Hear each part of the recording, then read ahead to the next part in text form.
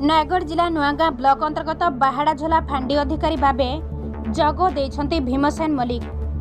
बाहाड़ाझोला फांडी 6 गोटी panchayat 97टी revenue village को नहीं गठित होइथिबा बेले अधिकारीଙ୍କ ପାଇଁ बड़ चैलेंज रहिबो गंजाम जिला सह नयगढ़ जिला संजोग और बहु अंचल आदिवासी सह साप्ताहिक हाट एसबू सह जनसाधारण को सुरक्षा जोगाइबा मोर दायित्व कहिथिबा बेले अंचलर समाजसेवी और बुद्धिजीवी सहायता आवश्यक बोली कहिथिले। एथिसह साधारण लोकंक आवश्यक पड़िले सीधा आसी जणाइबा पई कहिसंती। पेट्रोलिंग गाड़ी चेकिंग और चोरा निशा बेपारी उपरे कड़ा नजर रहिबा पई वार्ता दैछंती।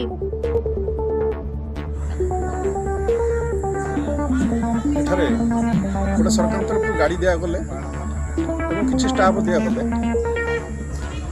आमे पेट्रोलिंग करने निर्दिष्ट समय पेट्रोलिंग करने चेष्टा करूँ।